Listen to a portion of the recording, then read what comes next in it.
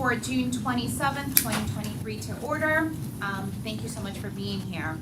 Today's invocation will be led by Father Luis Salazar from Holy Redeemer Catholic Church. Our Pledge of Allegiance will be led by Mr. Peter Thorne, our Chief Information and Technology Officer. The mission statement will be led by Dr. Chandra Evans, Assistant Superintendent for High School Curriculum. And our interpretation services, as always, will be led by Dr. Lastenia Peñalosa, Executive Director of Multiculture. If you would please rise, if you would like to, for the invocation.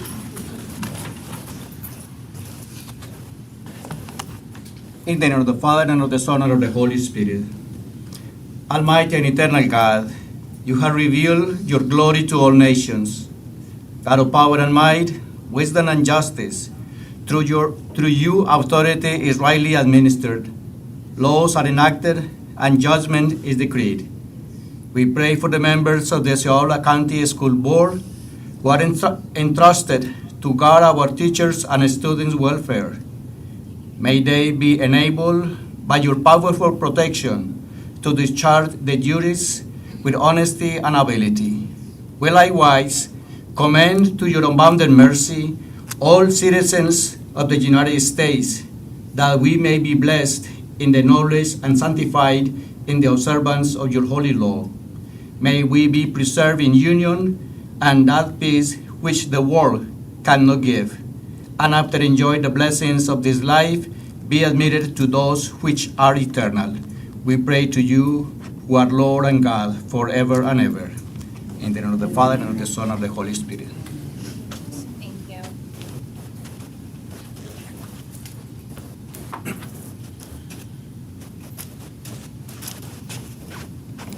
Please join me in the pledge. I pledge allegiance to the flag of the United States of America and to the republic for which it stands, one nation, under God, indivisible, with liberty and justice for all. Thank you. You may be seated.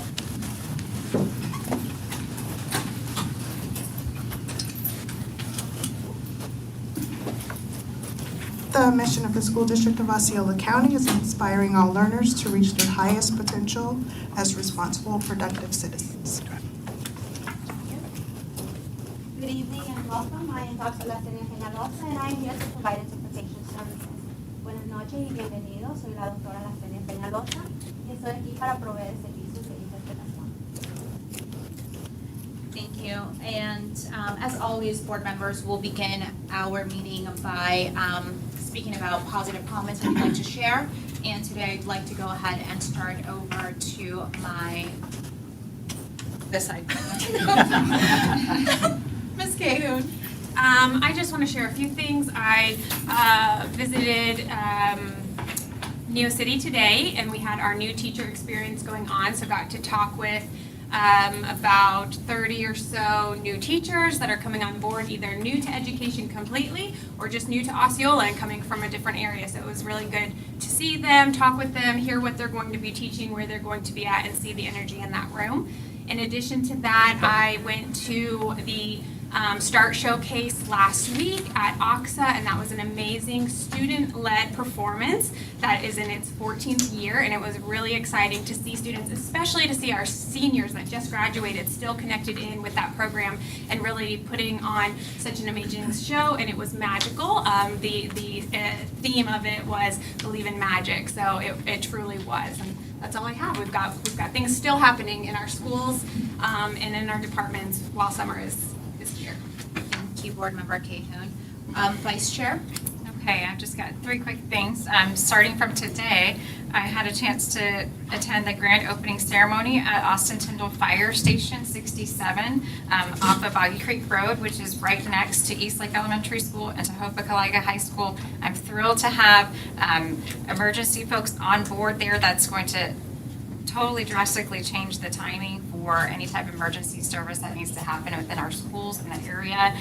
Beautiful facility, and can't thank the fire chief Collier and all of his team there enough for that. Also, we had a chance to, other board members had a chance to attend at Heritage Park Academy at the Juvenile Detention Center a graduation. And so that was the first time that I've been invited into the campus to have a chance to see one of our graduates who worked extremely hard through many different obstacles, and just the level of support of folks that came out to that, from past teachers, students that could see this happening. They had a chance they graduate on the day that they're released, so their family is there, and to have his mom speak and family members there. It really was moving to see, and I really want to give a shout out to our administrator there, Ms. Karen Combs. She takes care of ALCO, but also has really taken this program to heart, and that was her goal.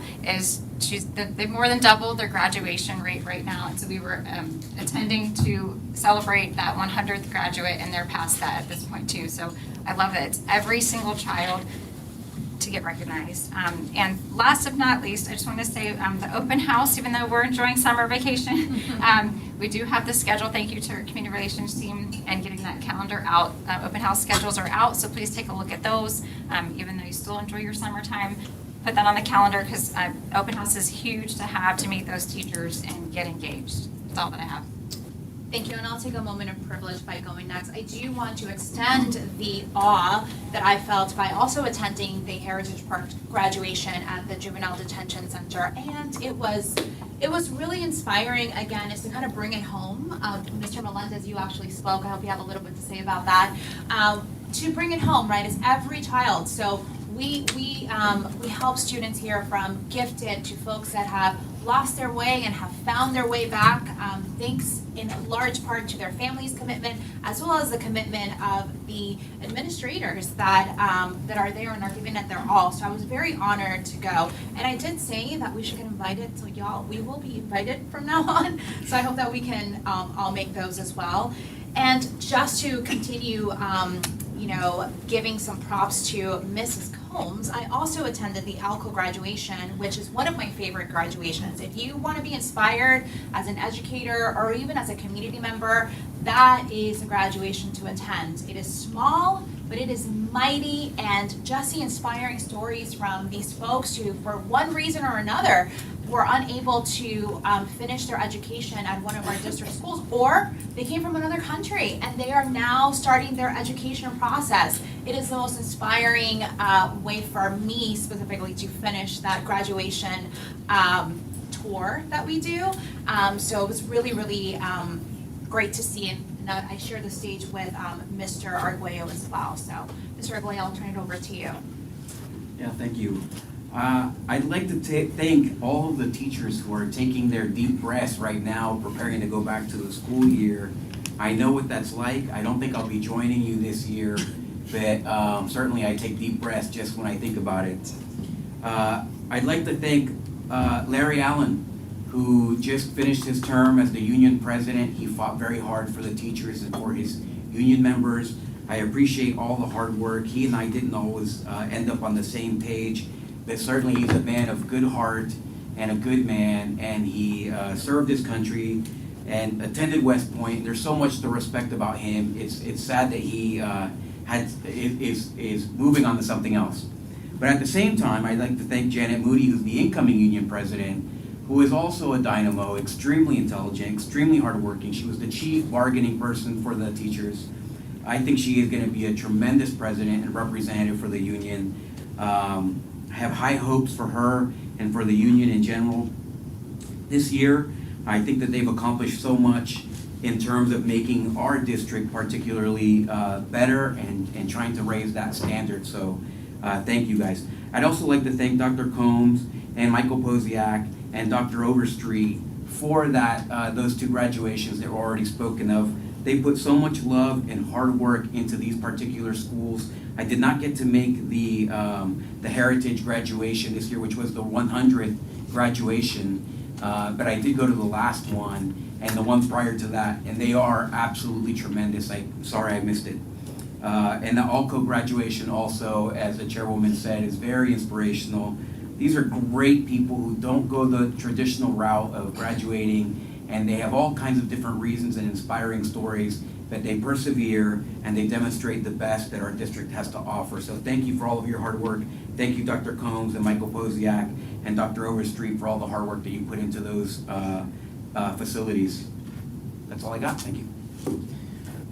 Thank you. And the new teacher orientation, we always say that we honor our teachers, so to be able to see them, and I think it was Miss Bateman was one of the classroom, facilitators, and she had a slide up there that said, she was voted most likely that if she won the lotto, would still be a teacher.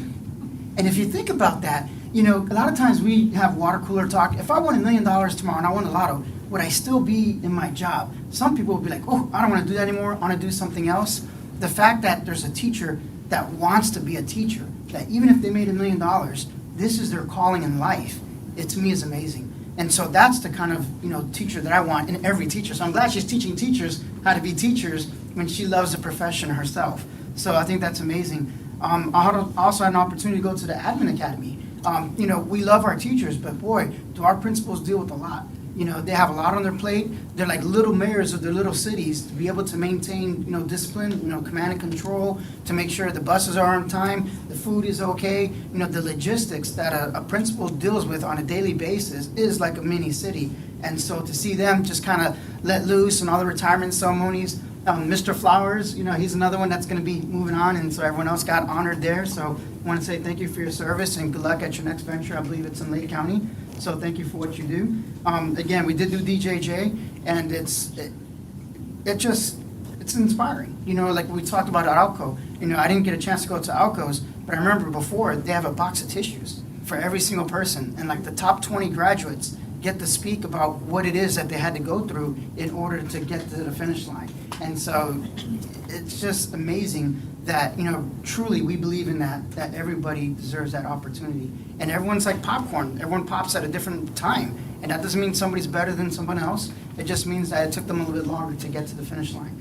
And then, and I also would be remiss to not thank all of the superintendent applicants. When the process started, there was this rumor that, and especially with the current climate of education in general, not just in Osceola County, that nobody would want to apply, or we'll just get the crumbs, or there's like 9 other districts in the state of Florida that's also looking for superintendents. Who's going to come to us? And I can honestly say the final 4, Dr. Allen, Dr. Hembrook, Mr. Connor, and of course, Dr. Shanoff were all excellent choices. So I feel in my heart that we got the best one, but the reality is that is not a knock on the other 3. The other 3 were awesome candidates, and at the end of the day, you had to select one. And that was like a very difficult decision. I can honestly say, and I can probably say this on behalf of the board, we took that job seriously. We looked at all those resumes, we did the interviews, we did the questions, we even had the community advisory board. On the community advisory board, we included the teachers union, the ESPs, the Teamsters. We tried to have a great cross-section to help us come to the best conclusion possible. And so, Dr. Allen, I want to thank you for putting your hat in the ring. Don't regret it. Wanting to be better is the purpose of life. When a head football coach has an assistant coach, we like them, they want to leave us to become a head coach, and they want to put themselves out there. And so I want to thank you for just really working together and being an upstanding citizen, being a professional about it. And so at the end of the day, we only have one. But again, I want to publicly honor you and let you know that, it wasn't an easy decision. It was very difficult, especially I know you, and you're a man of character and a man of integrity. So, but thank you for putting yourself out there. And I know it's not easy because people can complain that they wish they would have put their hat in the ring, but you put your hat in the ring. And so I acknowledge you, Dr. Allen, for that effort. Thank you. I think I'm done. Thank you. Well said. And Godspeed, Mr. Flowers. It's been great serving with you. So, team, speaking of the next step in our process, we are at the step to approve the new superintendent's contract. Motion approved. We want you here, Mr. Shanoff. So we have a motion by Board Member Melendez and a second, I believe, by Board Member Cahoon. Board, all those in favor? Aye. Motion passes unanimously. So the next step is you're swearing in. So let's go ahead and get to it.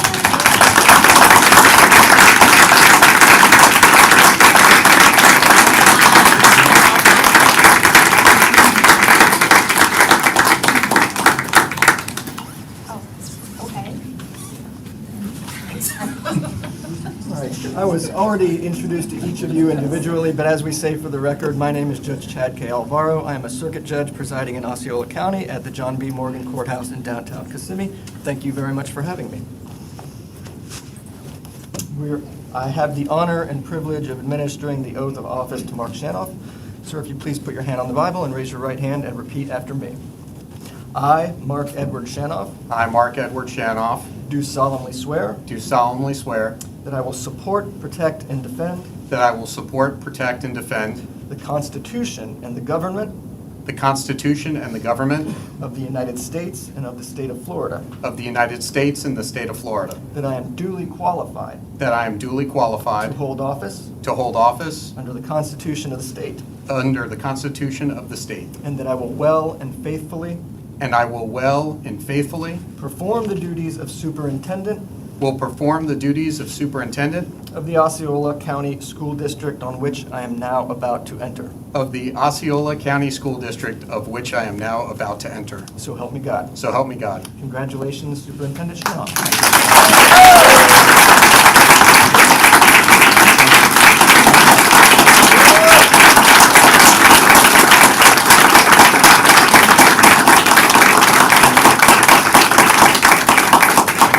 Did you want to address?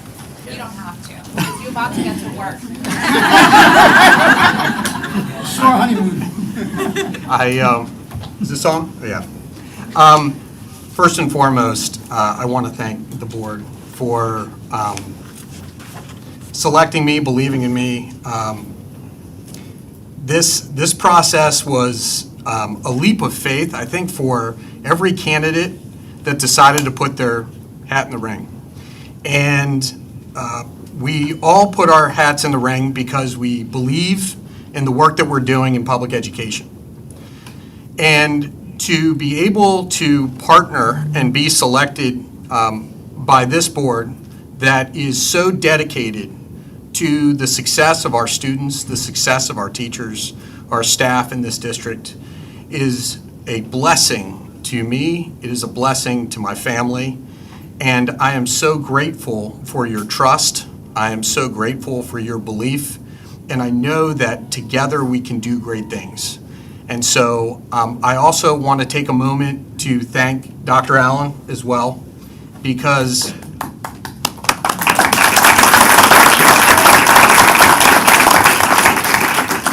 you know, when you go through the process, it's a very lonely process. So when you have an opportunity to spend time with the other finalists, it can help ease some of that anxiety. And I just want to thank Dr. Allen for really helping be that buffer for me, as I hope that the other candidates and I were a buffer for him. And I'm looking forward to great things working together with you and with the entire team. And I would be remiss if I didn't say hello to my daughter. She's a wonderful, wonderful kid. And all of the folks in Orange County that helped raise me, I want to thank them. Superintendent Maria Vasquez was just phenomenal. She definitely reinvigorated the idea of being a superintendent when I kind of felt a little broken after experiencing another one of my supervisors not having such a great experience. And so for Dr. Vasquez, I am eternally grateful for everything that she did on my behalf. And so thank you, and thank you to Seth, thank you, Leanne, for coming, and Parker, I'll be home at some point. So, thank you. Thank you, team.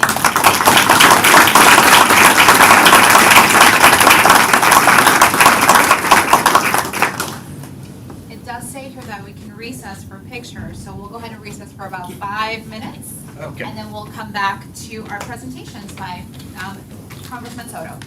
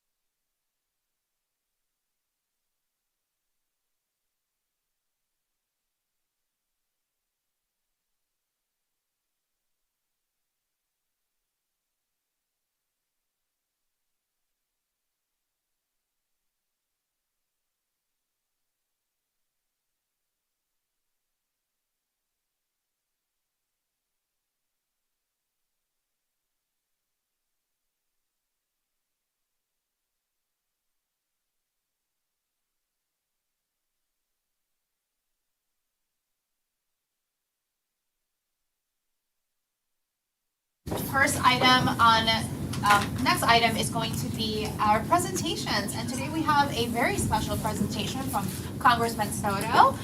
He will present a check that illustrates $953,000 in funding for a project. So I'll let you speak a little bit more on that. Madam Chairwoman, school board members, thank you so much. We can hold that for a second. He was ready to Vanna White it right away. Thank you, John. Look, we know over these past couple of years it has been major challenges that this board has overcome with coming back from the pandemic, and it's been an honor to work with a lot of you on CARES Act and on American Rescue Plan funding, making sure that you all have the resources we need to be able to educate our kids and take care of our teachers. Last year, we were excited to bring back a budget project for $450,000 for Neo City internships, and I consider it a huge honor to be able to meet some of these interns as I was briefing Bridge on the CHIPS Act that we just passed last year, which is bringing major funding to the Neo City area.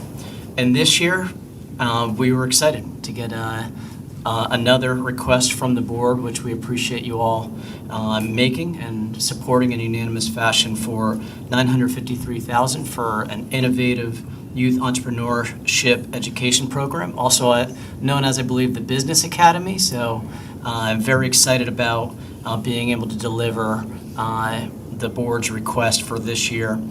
We also had a related project, even though the actual recipient was Osceola County. We secured $2 million for new sidewalks around the Point Siena Deerwood Elementary School. A lot of you know that area. I know it's in, I almost said representative, school board member Arguello's district. That area deeply needs more sidewalks to help out with our young people. And also, it was great over these last few years to be able to host our U.S. Secretary of Education, Miguel Cardona. I know some of you got to participate in it. And hey, it never hurts to have the U.S. Secretary down here. That was a big boost for the recent request for $2.6 million that you all were awarded for the Javits grant to help close the gap for gifted learners from socioeconomically disadvantaged backgrounds. Hosting the NASA administrator and our fellow constituent, Bill Nelson, and increasing our relationship between NASA and Osceola School District is a goal I know that we'll continue to work on together. I wouldn't be remiss if I didn't mention Assistant Principal, my lovely bride Amanda Soto, who helped a lot with that as well.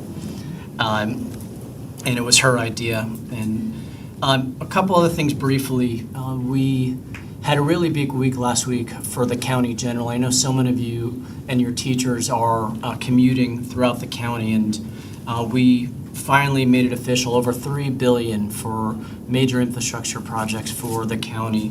$2 billion for Beyond I-4 Ultimate, which is going to expand I-4 from Osceola Parkway all the way down to 27 in Polk County, and $1.3 billion for an extension of Point Siena Parkway from the current end all the way to the 429. This was brought to you by American Rescue Plan, the infrastructure law, and state funding as well coming together. So we know we have a lot going on. I would be remiss if I didn't just publicly thank Dr. Pace for her amazing work over these last couple of years. We flew a flag over the Capitol for her, in honor of her, for her retirement party. And I wish Dr. Shanoff, there you are. No, where'd you go? Dr. Shanoff, I wish you the best of luck. Our office is excited to work with you at the direction of the school board on major initiatives to be able to help educate our kids, take care of our teachers and our education personnel. So with that, Madam Chair, thank you for the opportunity, and we're available to take a photo with the board to celebrate another big win.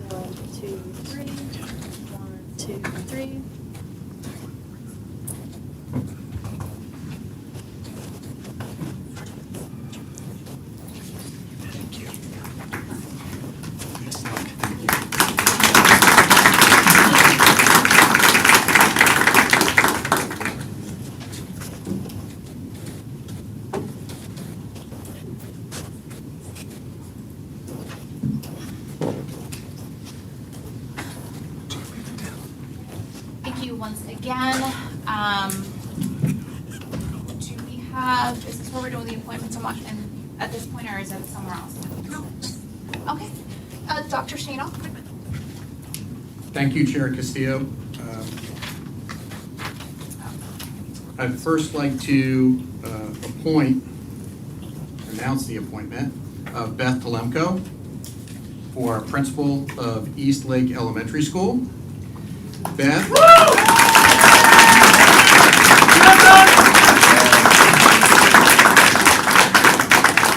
Beth has held the following positions: teacher at Mill Creek Elementary, Michigan Avenue Elementary, and Hickory Tree Elementary, literacy coach at St. Cloud Elementary, district resource teacher and instructional framework coach for the Osceola County School District, and assistant principal at Sunrise Elementary, Neptune Elementary, and Harmony Community School.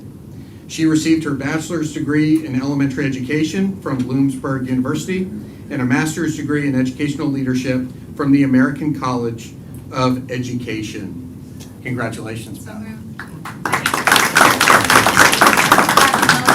By Vice Chair Booth and a second by Board Member Cahoon. Board, all those in favor? Aye. Congratulations. Thank you. Thank you. I would like to thank Dr. Shanoff, the school board members, and the district leaders. Without all of you, I wouldn't be here today, and I'm so thankful and humble for this position. I have been in the district for many, many, many years, and I have learned from some of the best, and I continue to want to grow from the best. Thank you, Dr. Reyes. I also cannot not stop and say that I have to thank the principals that I have worked with. So I want to thank Wendy Honeycutt for being one of my cheerleaders and Sandy Davenport. Without them, I wouldn't be in the position I am today. But my biggest cheerleaders here, and that's my husband, Frank Telemko. Our boys couldn't be here today because both of them are working, so thank goodness for that. But I also want to thank all of my friends in the audience because they are big supporters. So thank you so much. I appreciate it. Thank you.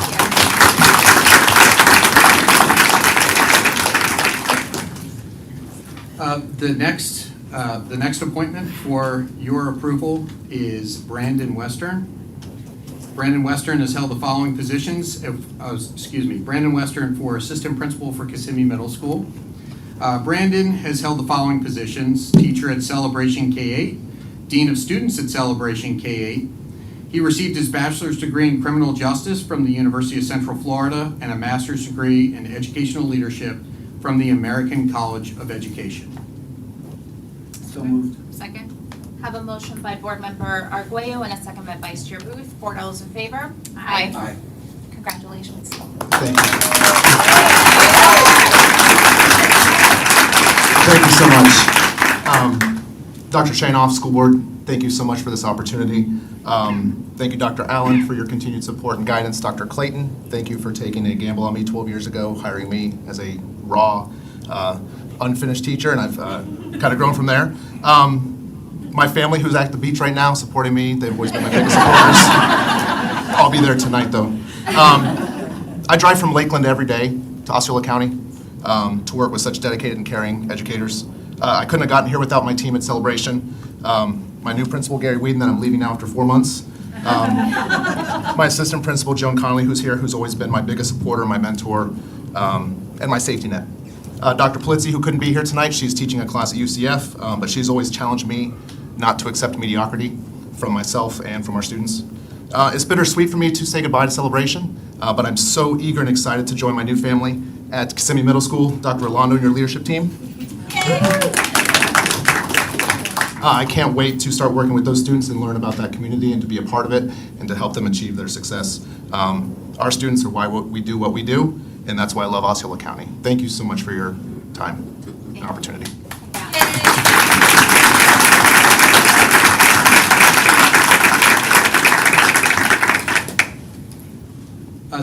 The next two appointments, board members, I want to let you know that we are changing naming conventions and will bring forward new updated job descriptions at the next board meeting for your approval.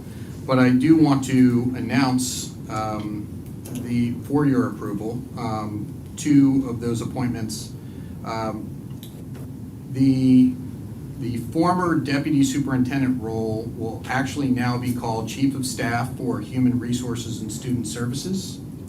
And I am submitting for your approval Dr. Michael Allen to fill that role. So moved. Second.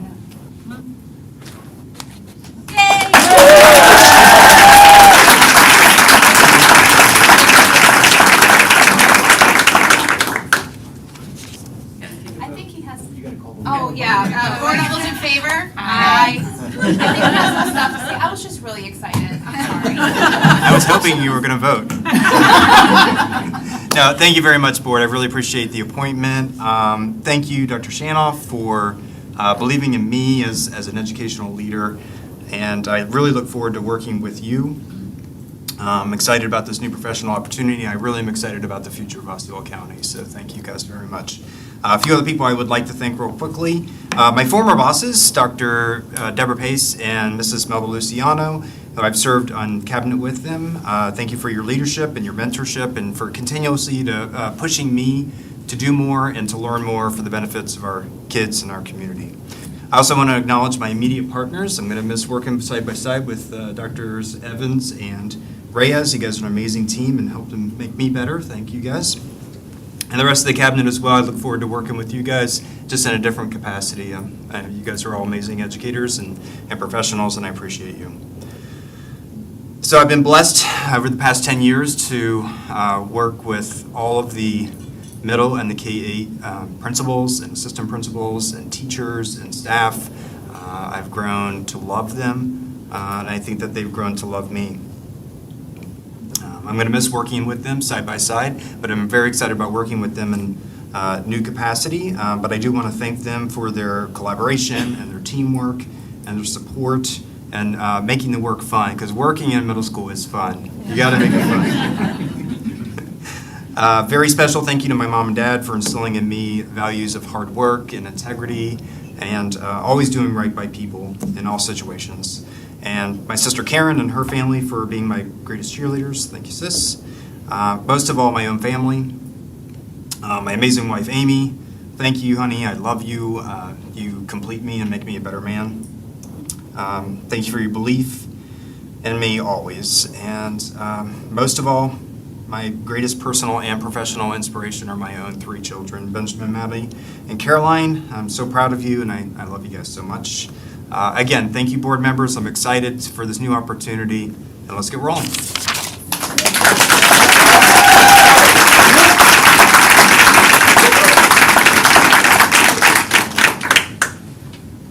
As I previously stated, we will be changing naming conventions. So what has been known as the Chief of Staff over Teaching, Learning, and Leading will now be known as the Deputy Superintendent for Teaching, Learning, and Leading.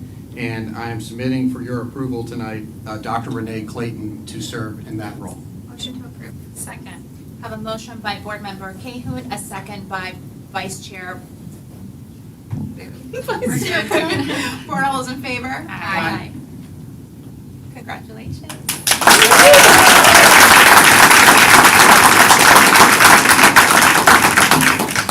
Thank you. Thank you, Board, Dr. Shanoff, my colleagues, cabinet members, guests, family members.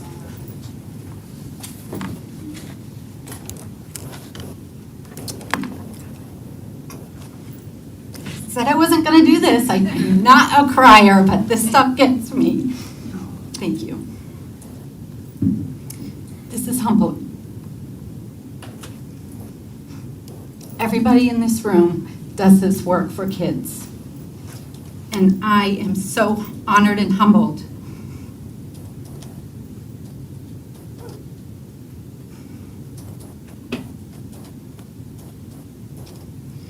to serve in this role. Really. If you know me, all things curriculum and instruction, and if we're doing good things for kids, it's my jam. It's my passion. It's what I do. From the time I was in kindergarten, it was when kindergarten wasn't even mandatory. It's been that long ago. I knew I had to go to half-day kindergarten and it wasn't mandatory, and I knew then I wanted to be a teacher. And I never thought of anything else but being a teacher. I had my dolls lined up. I always was known as the bossy one and telling everybody what to do. But I've channeled that, and I never thought of doing anything different outside of the classroom. But of course, once you're in this role, you love learning so much. I still love learning now. And each year in each position, I evolved into what I could do to make a greater impact on the classroom for students and teachers and the community.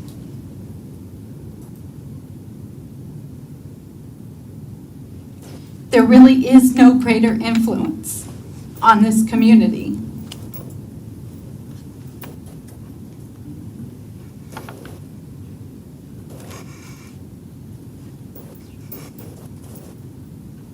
This is the part that really makes me emotional, is I cannot do this without my family. My family, they're my number one cheerleaders, they're my number one supporters. They are the reason I am able to do what I do every day, because they kind of get me and they leave me alone and let me do it, even when it's way late at night or early in the morning or driving here or there, or taking my computer on to the beach or onto the boat or into the campground. It doesn't matter. It's always happening because it's really the work that drives me and wakes me up and gives me purpose every single day. So thank you, family, for joining me on this crazy journey. To my parents for encouraging me and providing for me to be able to do this work. My in-laws, my husband, my children. We are a public service family. My husband is an SRO in this school district at one of our high schools. Our daughters are graduates of St. Cloud High School, and they went to different academies. And my daughter Madison is a teacher, and my daughter Kennedy is a NICU nurse, and I could not be prouder of them. We do public service because we want to make the world a better place. They are my pride and joy. I would be remiss. This is where it gets a little easier. Over the years, I've had the privilege of working with some truly exceptional educators, all of who have inspired me in different ways. Tommy Tate hired me to be a teacher back in the day at Mill Creek Elementary. I was just a young, inspired first-year teacher. I didn't care. I just wanted a job. So that's where I landed. He pushed me into my first leadership role to be a reading specialist when we really weren't doing that work yet. But my master's was in reading, and all this stuff we're hearing about in the science of reading right now is the work I learned in my master's program. It's now matching it with the science of learning. I have been doing that work since day one. I was asked to move to another school because we moved Mill Creek from a D to an A, to go to Cypress and do the same work, to go then.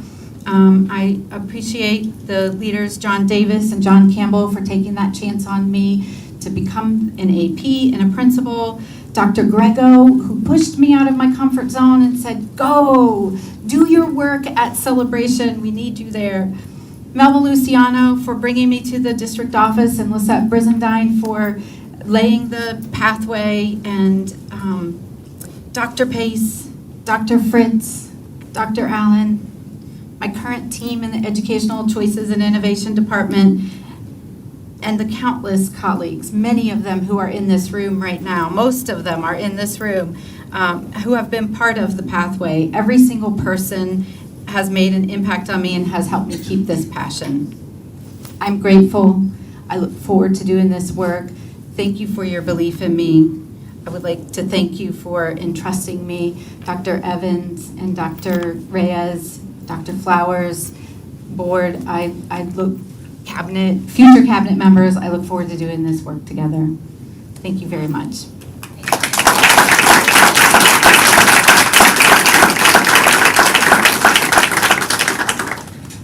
And I believe that is all you have.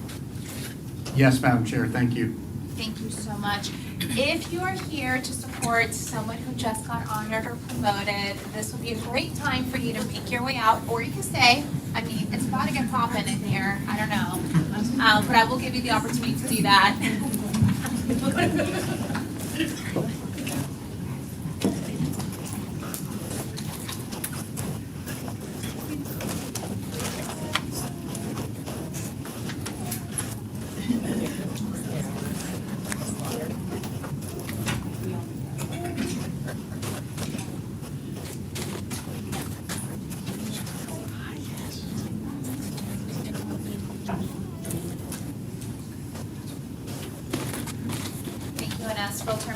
way out.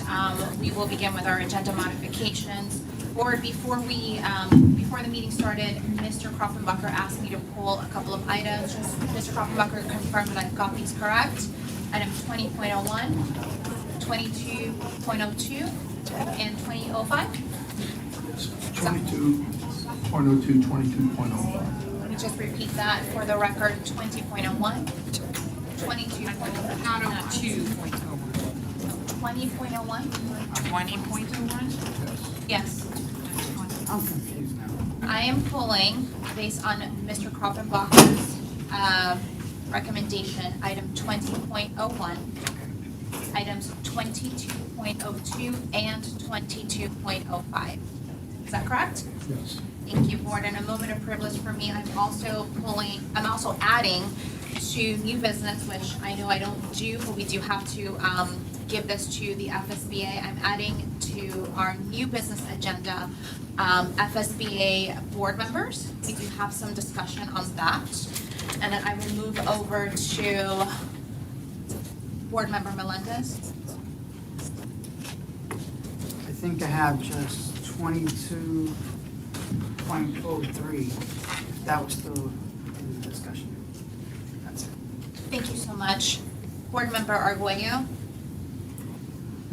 10.02, 10.03, 10.04, 10.05, 10.06, 11.01, 13.07, 13.08,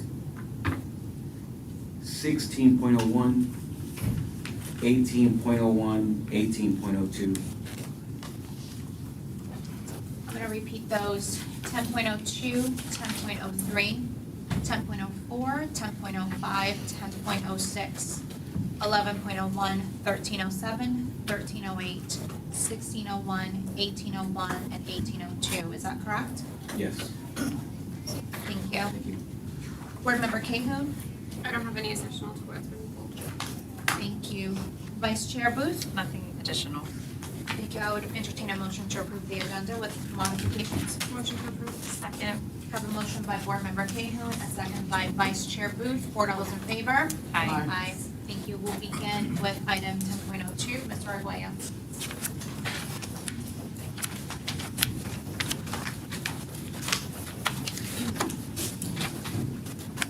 So,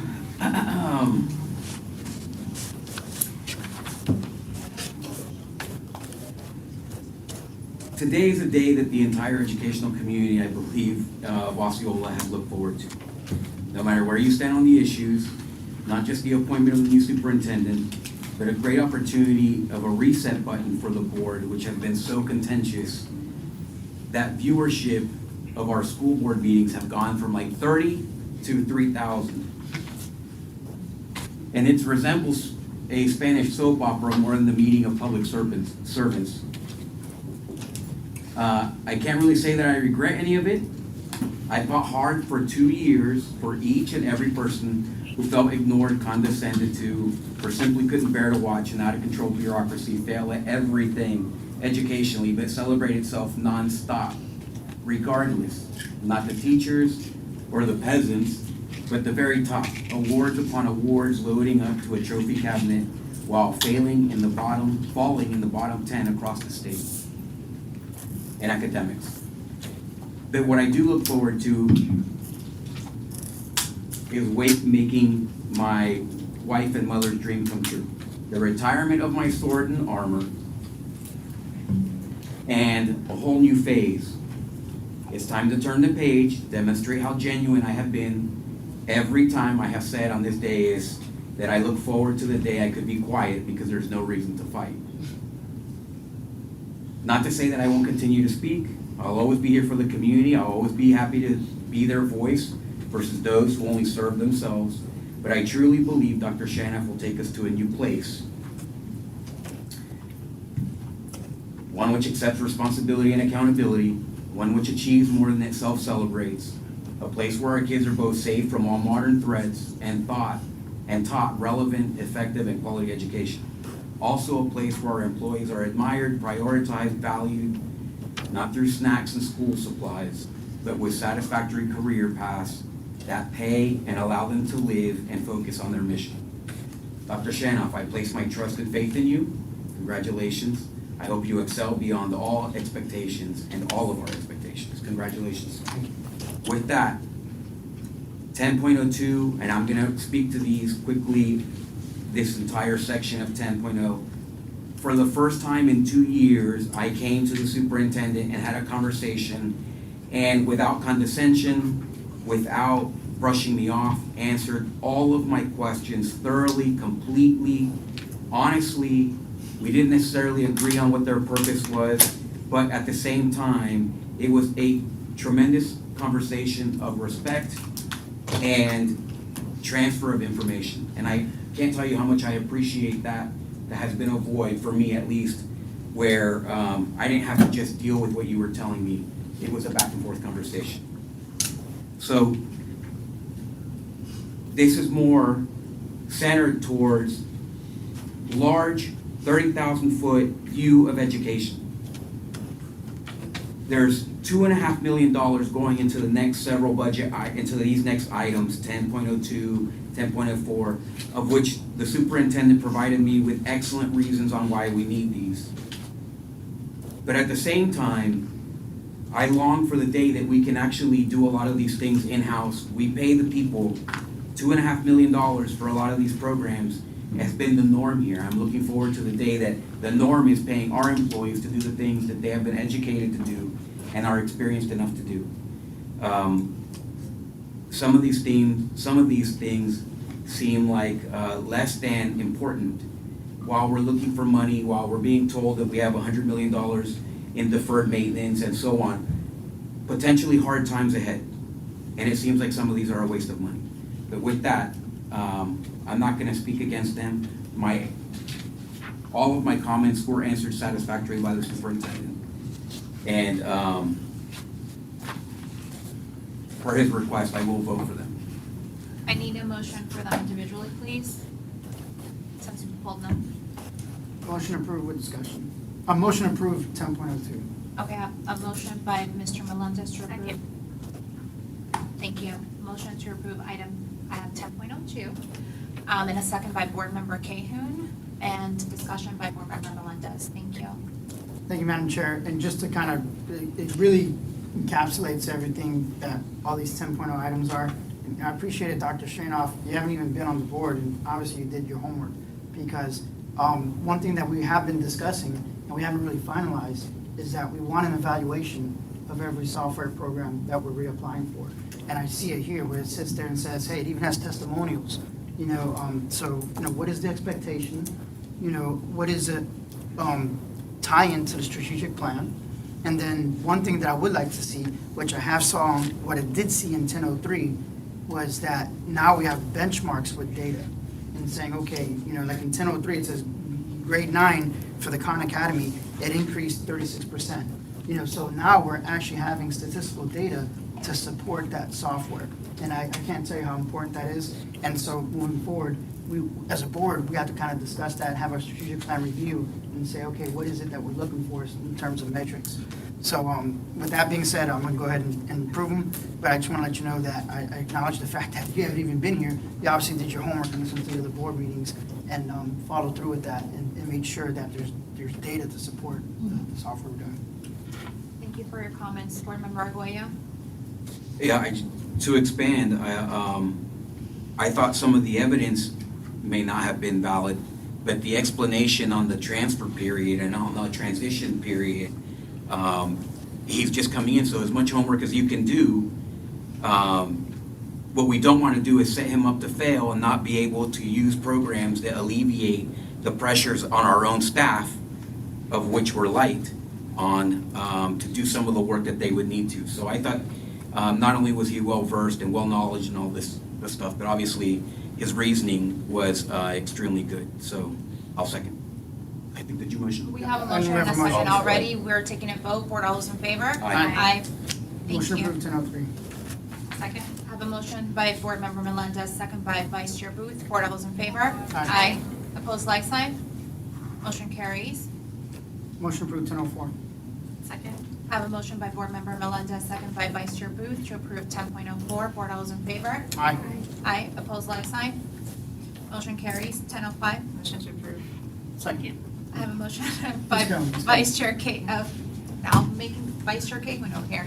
A motion to approve by Board Vice Chair Booth, a second by Cahoon. Board, all those in favor? Aye.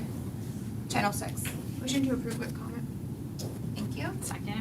I have a motion to approve item 10.06 by Board Member Cahoon, second by Vice Chair Booth, with a comment by Board Member Cahoon. You are recognized. This is just something I wanted to state for our community, especially our ESC committee. I talked to Dr. Shanoff about this, and I just want to make sure that anything moving forward, I know our committee looked at certain things when it comes to ESC and what we're doing for our students, but I think making sure whatever softwares and programs we're using is something that they have their eyes on and information given from them on how they think it will benefit our students and our schools. Thank you for that comment. Board, all those in favor? Aye. Opposed, like sign. Motion carries. We'll move on to item 11.01 under consent. Mr. Arguello. Oh, and guys, we did the 5-minute thing, so I am timing you, just so you know. Got it. But you guys have done great so far, Mr. Arguello. Yeah, 11.01 is not something that I can support. I thought that the mission of this organization, the only reason that it does not violate state statute is because it's not part of the curriculum. Would that be correct, Mr. Krumbacher? If this were part of the curriculum, it would absolutely not meet state statute.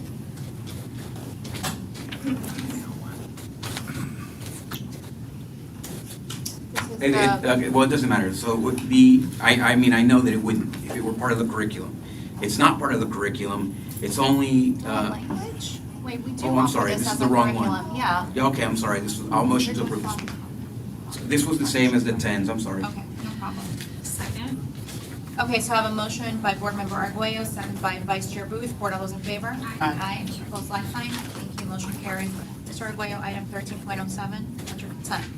Yes, so 13.07, sorry about that. So 13.07, my concerns are just that it's not going out to bid when it seems it should. There's an addendum, an amendment, and if we're gonna have an amendment, why not put this back out to bid is really my only concern. And I know that's not something that the superintendent at this time may even care about, but maybe we should go out to bid on this.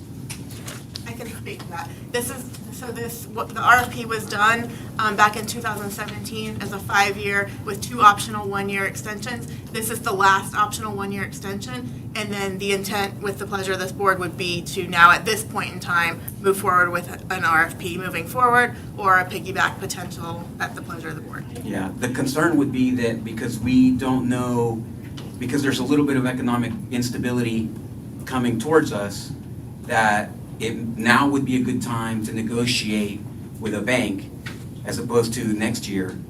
We could not implement new banking services in a month. That's a massive So project. we left it until there was only a month left.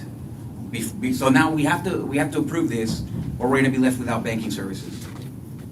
We would have needed to know a year ago if we wanted to do a banking RFP But at that's that the point of an in time. extension, isn't it? Like, I mean, right? So a year ago, when we approved the extension, we knew we still had 1 more year on it. We would have Right. needed to know at that But point in time. you're if we not wanted to really do it. leaving us with the option if you come here 30 days before it expires, right?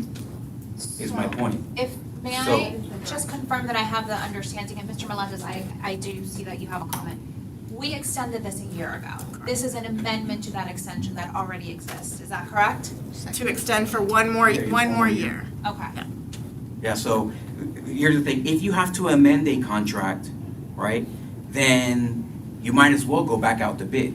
If you do not have to amend it, then it's convenient to continue it. But it's not convenient for the board for contracts or for things to be put onto the agenda where you have to accept it or you're left without a service, right? So that doesn't leave us with a lot of choice. We've kind of discussed that in the past. Thank you. Board Member Melendez, you are recognized, and then. Thank you, Madam Chair. Since it's just an extension for 1 year, I'd like to give that notice to staff now to discuss the potential of putting out an RFP now. So when it comes to renewal from 1 year from now, we can do that. But the other thing that I was thinking about too was, we have a partnership with Addition Financial, and they give us like a percentage back of money for everything that we bank with them for our teachers. So I don't know how many things that we purchase through like P cards, because I know if you write a check, you probably can't get cash back on that. But just whatever RFP that we do in the future, that we see if we can have some kind of cash back, option. We do, to so help that's reduce those 13.08. fees. 13.08 is our purchasing card program. And we do receive a rebate over $500,000 every year. From Wells Fargo? Yes. Okay. But that's just something that I definitely would like to keep moving forward, because now, what do we do with that money? Because Addition Financial renovates and things like that, where does that money go? So Addition Financial is separate, and I don't know specifically what we use that money for. I think some of that goes into your board member discretionary. But the larger amount that we get through Wells Fargo as part of our purchasing card rebate program, that goes to fund some of the initiatives like education awards, business partner luncheons, the things that we can't use taxpayer dollars for. Right, we have more discretion over those funds. Correct. Correct. Okay. Thank you. Motion to approve. Second. I have a motion by Vice Chair Booth and a second by Board Member Cahoon. Board, all those in favor? Aye. Opposed, like sign? Thank you. Do we have the same comments for 1308, or were these separate? It was the same. Okay, I would entertain a motion for to approve. Second. Motion by Board Member Cahoon, second by Vice Chair Booth. Board, all those in favor? Aye. Opposed, like sign? Thank you. Madam Chair, the board's given the same direction on 13.08 it just gave on 13.07. Yeah, 1308 is just the rebate. Just for clarification, when we do the RFP, we'll do it for everything included in banking services, including the commercial card program. Yeah. That's how we did it last time, so that will be the direction that we'll take. Thank you. Can I take a moment of privilege, Board, and just ask for consensus? It sounds like at least 3 board members are wanting to see the RFP conversation happen at the 3-year mark before we do the 1-year extension. Did I get that correct? At least from, so we do contracts for 3 years with a 1-year extension. Well, they're all different. Sometimes it's 1, sometimes it's 2. Oh, okay. Our standard is 3 with an optional year or 2. But for banking, because it's such a massive initiative, you don't want to be changing banks every 3 years. Yeah, that's the years are not really the relevant part of the conversation. The relevant part is, it sounds like we would like to see those come in before the 1-year You know, a year in extension. advance. So I would ask team if we can go ahead and add that to the regular budgetary conversation, or whether or not it has to be added to the agenda, that we would like to see that before the optional year extension is presented. The board has given direction before to purchasing. To always do That they were to come forward before the time ran, so that there was time, other than if there was an emergency. But Yeah, they I did. don't think that we were clear about the year extension though. Or maybe I'm misrepresenting what I remember, but I think right now it sounds like we want clarity in that year extension should not be done without board approval. Did I get that correct? I think we were, the real issue here is that now, I think we just discussed this one when we just got approved it.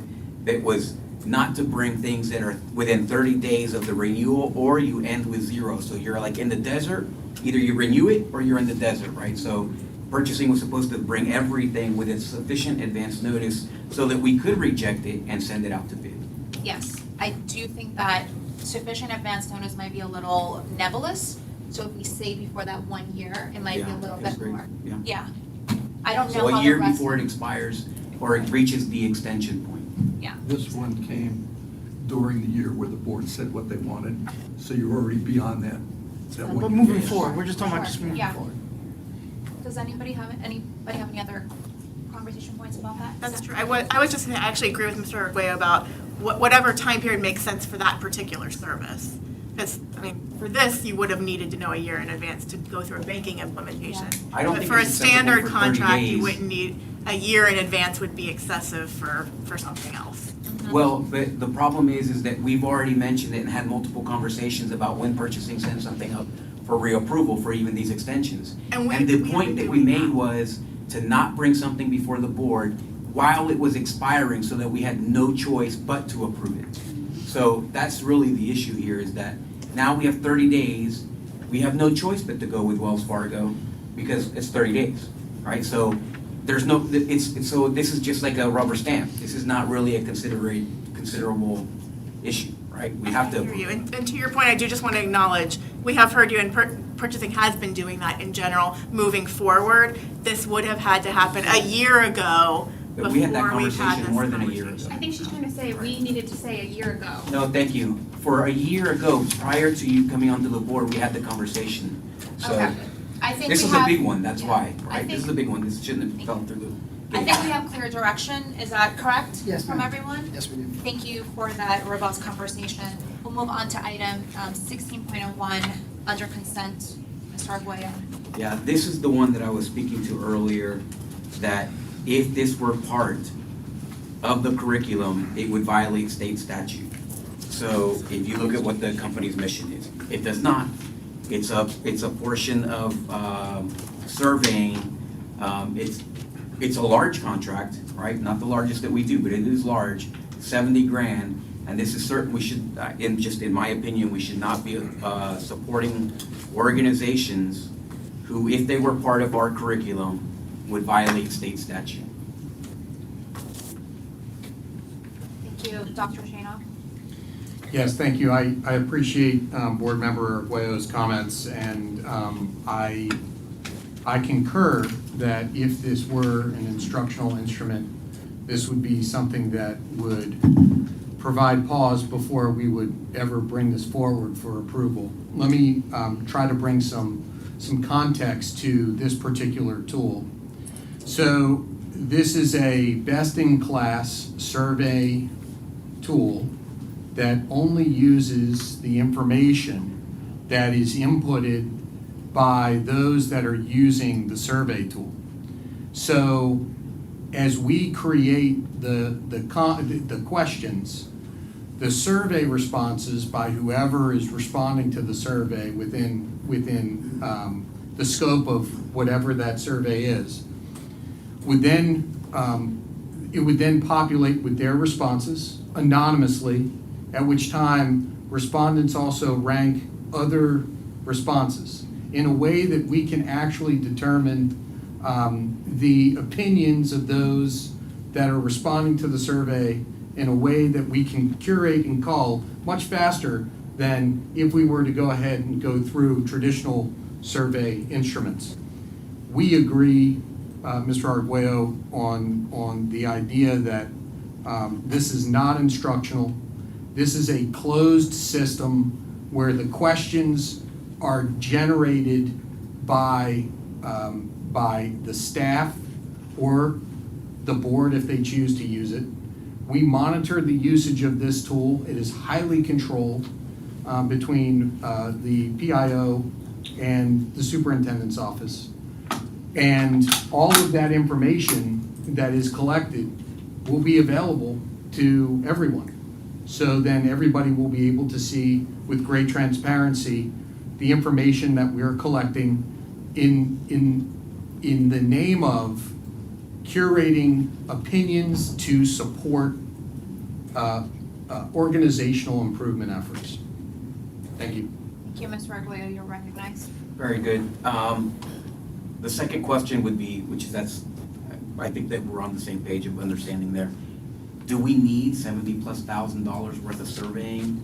Because there's also other surveying software that we use in the district. I mean. So this is a very unique tool in that it can actually do a lot of the work that would have to be done by staff in essentially in real time. So I think that there's opportunity costs sometimes associated with other survey products that we use, especially if we are trying to curate significant amounts of survey data in a short period of time in the name of us bringing back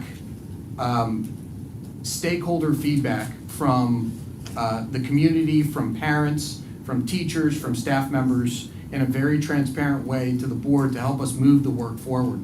So I have used this software in the past. I have used this software as a departmental lead. I've seen this software used in a district-wide fashion, and in no way, shape, or form has the organization manipulated the data that is ours. And so I understand again your concerns. I do believe it's worth it because this provides us tremendous latitude to use the tool district-wide, but in a controlled fashion where we can go ahead and curate those opinions in real time. Motion to approve. I have a motion by Board Member Cahoon.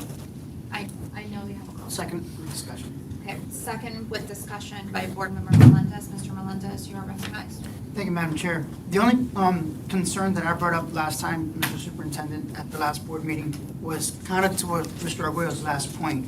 I can see the value of thought exchange of using during the superintendent search committee, but I just don't want to have 4 different survey companies and spending it that way. If this truly is the Cadillac of survey companies, then just at your leisure, I know you got 10,000 things on your plate, look at the other ones that we could possibly get rid of, so that way we're not spending money on 4 different survey companies. That we just narrow it down to 1, or just maybe 2, because maybe the other one's there. But I don't want to have excess money spent on survey company on top of survey company. If this is the best, it should be able to replace the ones that we have on the plate. Members of the board, could I just, Mr. Arguello brought up a very good point.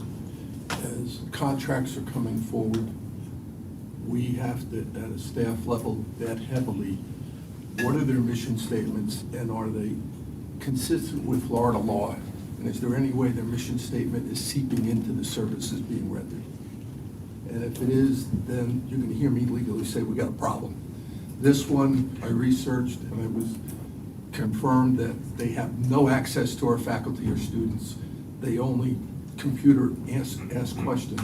But I think it's a very important thing you brought up, John, that we're going to have to face the fact we're going to run into companies that are inconsistent with what our legislature has set for the standard.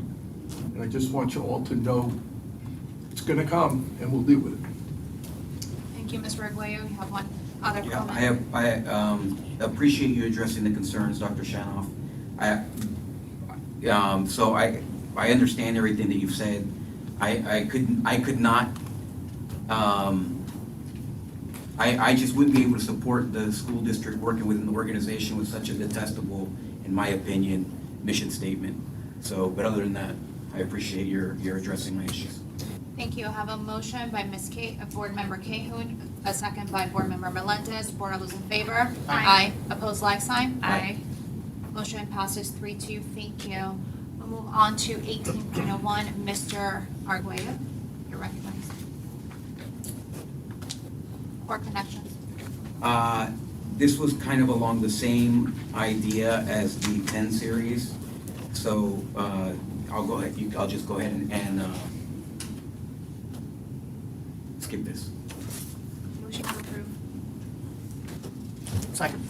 I have a motion by Board Member Cahoon, second by Board Member Melendez. Board, all those in favor? Aye. Opposed, like sign?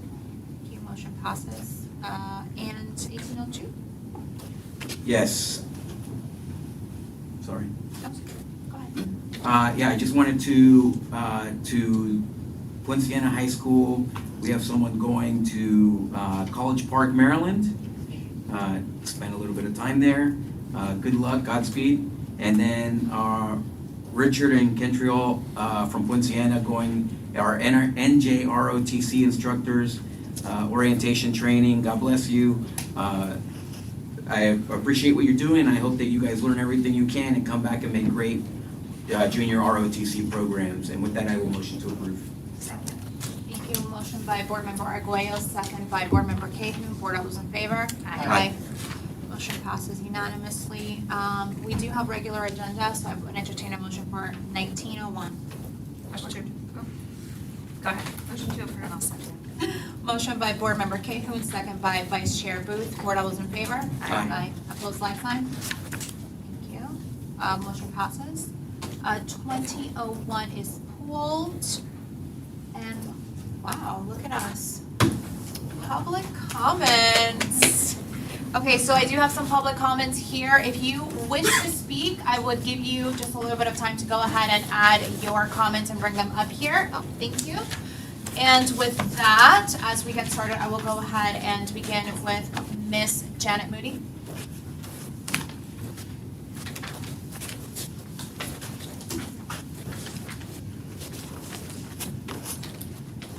Good evening, Board. How are you? I am Janet Moody, and John completely stole my thunder. I am, as of last week, the president of the Osceola County Education Association. Our organization represents the educational support professionals and the teachers of the Osceola County. And on behalf of all of us, we welcome you, Dr. Shanoff, to our district.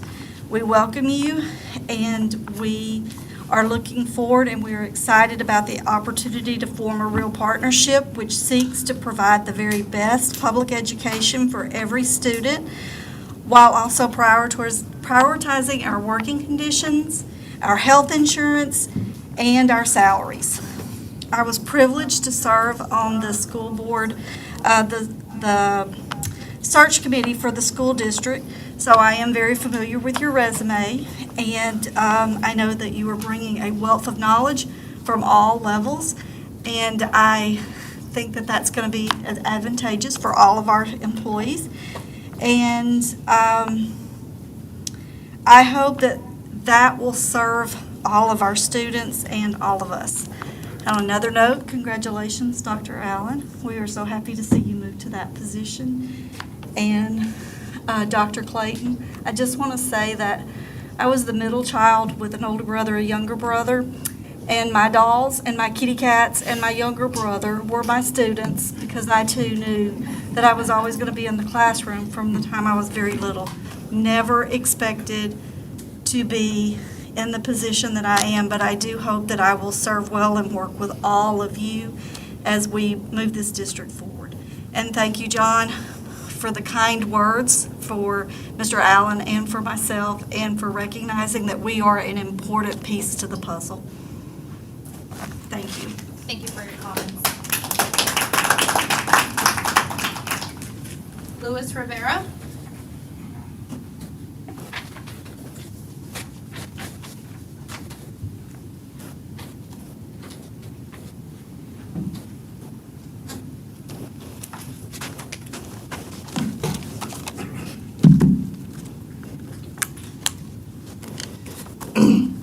Thank you.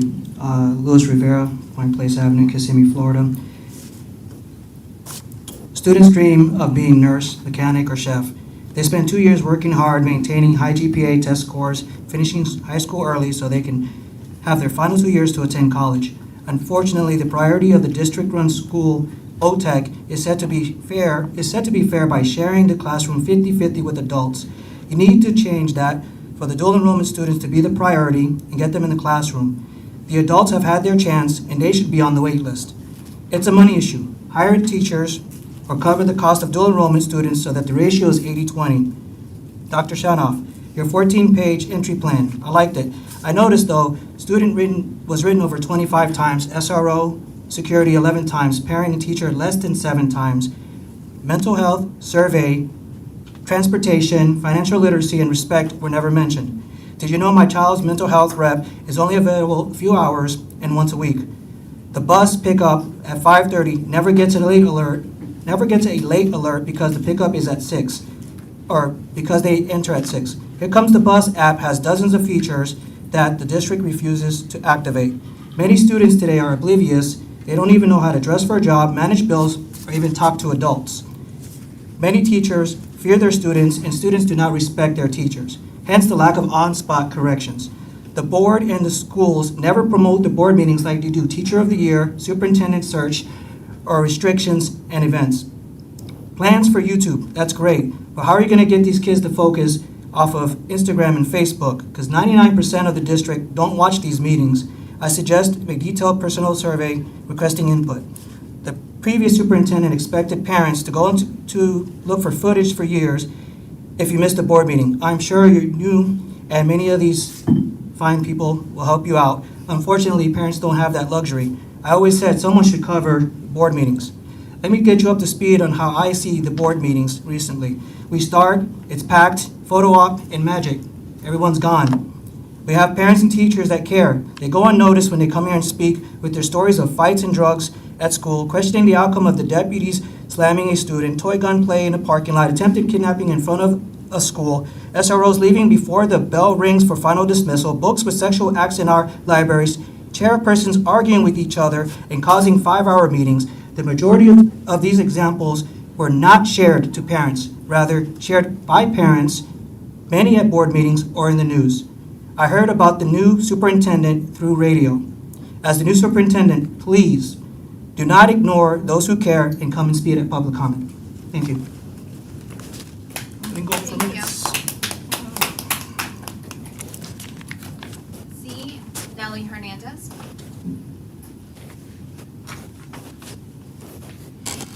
Zinelli Hernandez, 2929 Moonstone Bend, Kissimmee.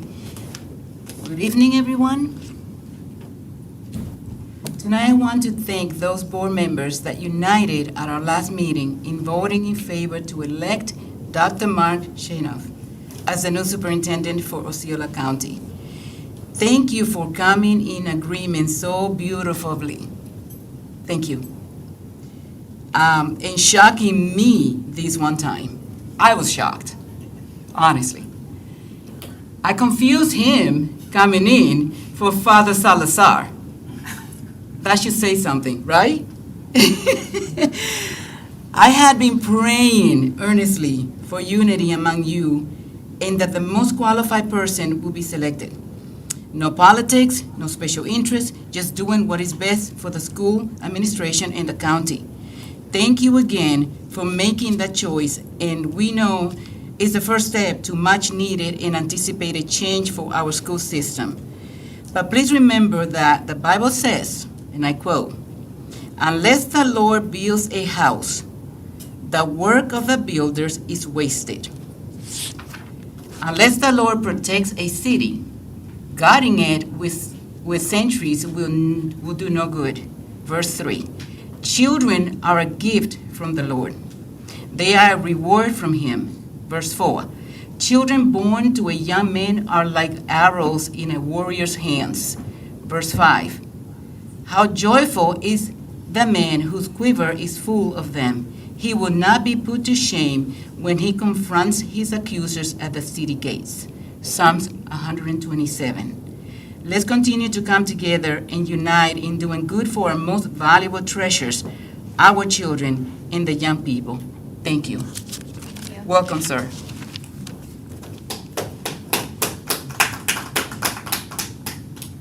Mark Peters.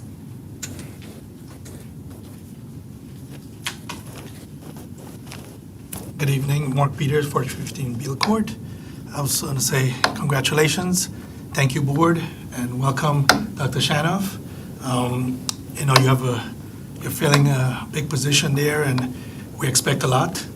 And we're praying, of course, as the speaker, as the person who just spoke, it's prayer. We believe. I personally stand on my belief, and I pray that you would exceed expectations.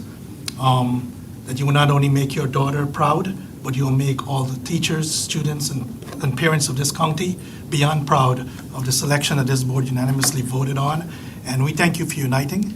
We thank you that this today, as John is stating, he's laying down some of the battle armor gears, and maybe you guys will work more efficiently and not argue, but work together, because at the end of the day, it's the students that counts the most, and everything that you do up there, it's affecting them directly. You're showing true leadership when you stand together and not divided. You're showing true leadership when you rise up for the parents, and most of all, when you stand for the teachers. So we thank you all. Thank you, everyone here, all the leaders. Thank you for your congratulations on you guys in your new position. We know you guys will do great. And, it's, as someone said briefly, that the most important things about teachers is what the effect they have on a student. They not only have an effect on the student, but they have an effect on the economy right here. Because teachers build students who in turn build the economy, build the county, and they stand firm. And you guys have a big, major role to play. And I thank you that you're doing a great job, and you will do an exceedingly above a job because you've been covered in prayer. Thank you very much. Yes. And finally, Albert Mendoza. Getting like a little warning, huh? I gotta say where I live. Yes. Albert Mendoza, 714 Dakota Avenue, St. Cloud. Accountability and transparency. It's a word that's thrown out a lot in this county. From my understanding, this new superintendent got like a $50-something thousand extra increase in pay with other bonuses and stuff. I get a lot of emails for 5Ks and a bunch of like nonsense, to me at least. Not only do I work here, but I got 2 kids here. And I'm gonna be at these meetings at least for 8 more years. And that's a strong word, accountability, transparency, being true with it, what's it stand for. And it's not you. You gotta be held accountable, but it's us. It's us as the parents. It's us as the workers here that have to hold you accountable. They have to make you transparent. My wife told me a long time ago the parents run this county. Not this building over here. It's the parents. So in my words, I just urge workers, all the workers in this county, I don't know how many thousands there are. I urge the parents, let your voice be heard. Be heard. Because we're the ones that's supposed to hold them accountable. Not them holding us accountable. You should never be scared of these people. They should be scared of us coming up here and speak. So I just urge that to everybody that's listening to this on YouTube, that doesn't want to come here, that's nervous, they don't want to get backlash. Just come. Say your little part. That's it. Be respectful. And I hope all does well, especially for my children. Thank you very much. Anyone else before we move on to the next section? Okay, thank you. Okay, Mr. Koppenbacher, I know that we pulled 2 of your items under your seat.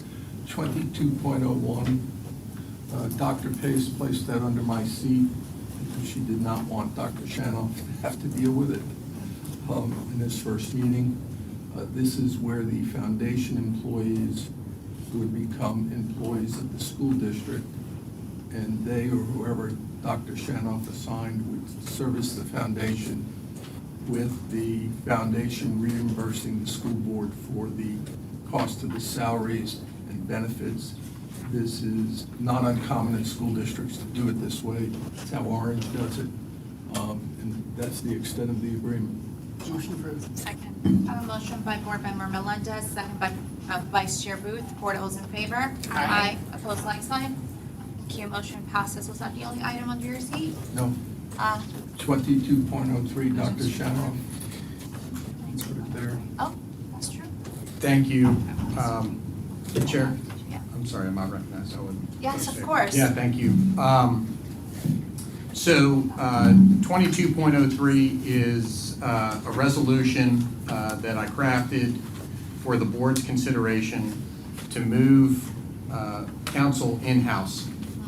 I've gone ahead and I've outlined several key points related to that.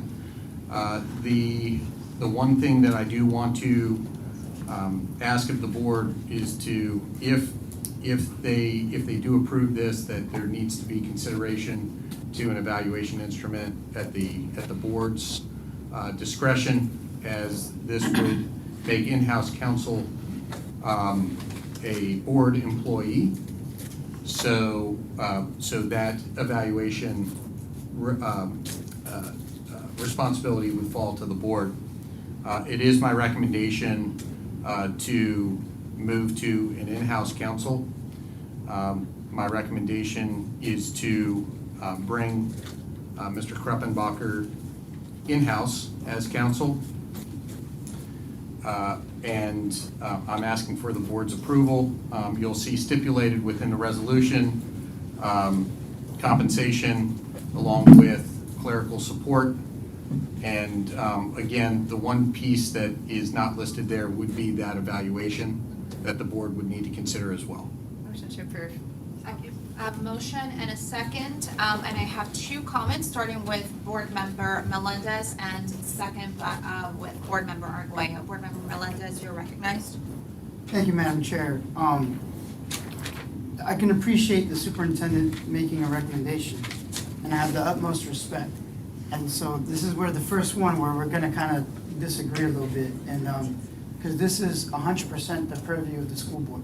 You know, this is a school board's employee. This is what we want to do, and I have to really consider that.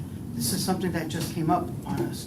Matter of fact, I don't even know if we're allowed to vote on something, because we have our own policy that there has to be new business that has to be discussed. And I think that I want to be able to table, I didn't even have a chance to table the motion, it just flew, you know? And there's some concerns. Number one, do I believe that we should have an in-house counsel versus out-house? Yes. However, there has to be a specific scope defined within that service, because when we do in-house, well, okay, what are we not outsourcing out in order to do that? When do we hit that trigger? Because obviously, Mr. Krappenmacher can't go to a big lawsuit or any in-house counsel. You know, in other words, like right now, a perfect example, you know, he doesn't attend the expulsion hearings, but then he farms that out for that purpose. So, and then we also have a real estate person that advises us on that. So to me, it's a little bit confusing that if we're gonna have in-house, we have an in-house for a purpose, to try to save money. And so I want the opportunity, the board should have the opportunity to even have that discussion, because this is our position, this is our hire. We're allowed to hire that person under state statute and define the role of what in-house counsel looks like. And then say, when does it trigger an outsource? You know what I mean? Like, when do you hire outside counsel and define that role? And so the other thing too that I didn't like in the job description was the internal audit function falling within the lawyer. No, that is a complete conflict of interest. State statute allows us to have an internal auditor as a separate department, as a separate function, reporting straight to the board. So for the internal auditor to report to the attorney, to report to us, kind of defeats the purpose of state statute. And I would even argue that's even questionable if it's the legality of doing that. So to me, it's like, I like the idea. So I don't really disagree with them. I just want that opportunity to make sure it's done properly. And then the third thing is, if we have in-house counsel, then it's a job search. It doesn't automatically get gone to Mr. Krautenbacher. I mean, do the job description, write the description of services, and do a job search, just like we do with anybody else. And he can apply to the position just like anybody else. And so, to me, because right now, what's the sense of urgency of this? Because he already has a contract already. Why are we accelerating it to right now? Why don't we just either wait till it's done, or if we want to accelerate this for whatever reason? Now, I do understand that in-house counsel is needed. We do need services. But I want the opportunity and that respect as a board member to review the job description, review the parameters, and then sit there and say, well, do we need an internal auditor? Because I saw a whole bunch of stuff in here, and I was like, man, I got hit with the fire hose. You know, and I just think that it's way too premature for the board to even vote on something like this. Thank you. Mr. Arguello, a moment of privilege, please. Thank you.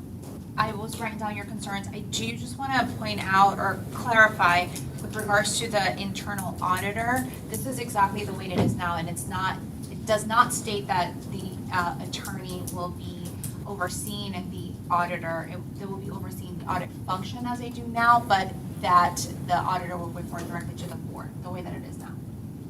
That's the way I read it. Did I read that incorrectly?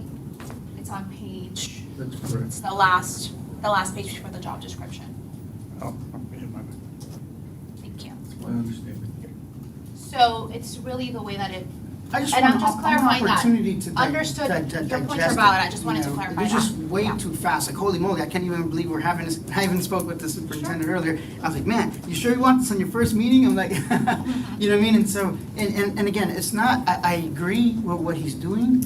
I just want that board to respect this process, because in a spirit of, you know, we need to have that discussion as a board. because sunshine violation prevents me from having this kind of conversation. And if we are structurally changing the way legal services are rendered, we deserve that discussion. You know what I mean? And that's what I'm saying. We might end up doing the same exact thing. Sure. But I just think that in a spirit of, the guy just spoke to us about accountability and transparency. Let's have transparency on the process. Let's discuss it. Let's talk about, what does it look like? What is the cost savings? And, let's have a business decision, and we may end up coming to the same conclusion. I just don't like it being accelerated in 2 seconds. I'm like, I just saw this on Saturday, And I'm like, what? I'm reevaluating everything in 2 days, and it's just too much. You know what I mean? Without me making a clear-cut decision on what we want to do, because this is an impact forever. This isn't a one-time decision. We're talking about how we do our legal approach. That's not a one-time decision where you just change your mind. I want to be able to evaluate the strategic plan. What is the long-term goal? And I said it. I don't want to ramble too long. I'm repeating myself into this. I apologize. But I can't motion the table because it's already a first and a second. I understand. But Okay. I would ask that the motioner reconsider it, table it, and then allow us the proper opportunity to evaluate what that looks like, and then bring it back. And I may support it in the same exact form that it's in. Okay, I understand. Thank you so much, Mr. Arguello. And Dr. Shanoff, did you want to continue to clarify? I'll wait for. Yeah, I'll recognize you after Mr. Arguello. Mr. Arguello? Yeah, before I begin, would the person who made the school board member who made the motion consider tabling this so that we can continue this discussion before I get started? The person who made the motion was Cahoon, Board Member Cahoon? Oh, you seconded it for Vice Chair? To the motioner. You made the motion. Seconded. Oh, I'm sorry, that's the other way. Okay. Yes, no? She has it. It's either way. Mrs. Booth made the motion, Ms. Okay. Cahoon seconded. I'm sorry. Okay. No.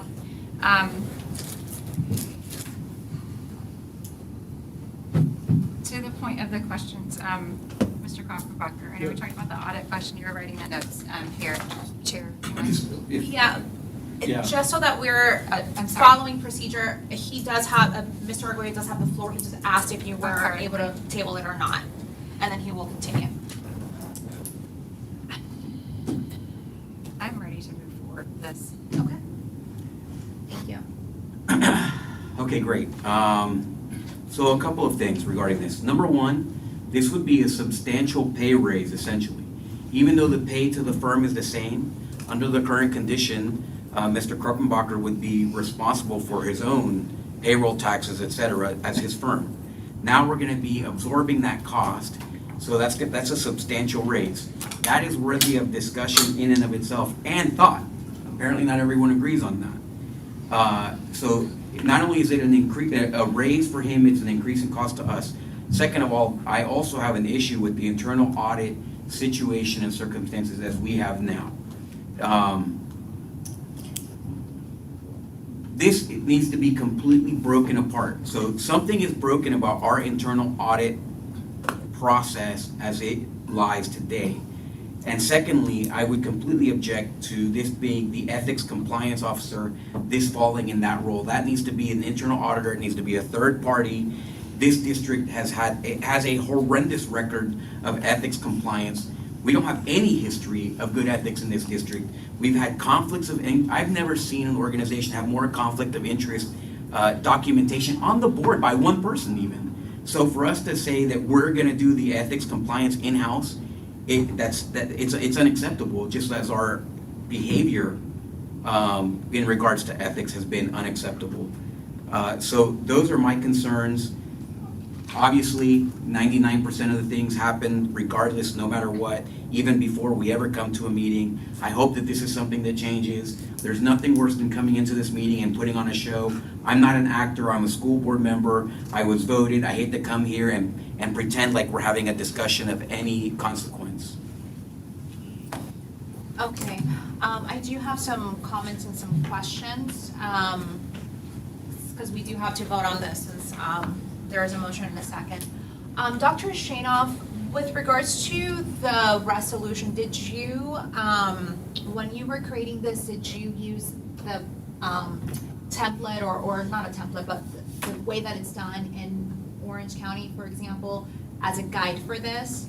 And I'm asking because it sounds like although, yes, there is some contention about whether or not we want to move forward, most of the contention isn't necessarily with the person, it is with the language that's in here that we might want to have some reconsideration for.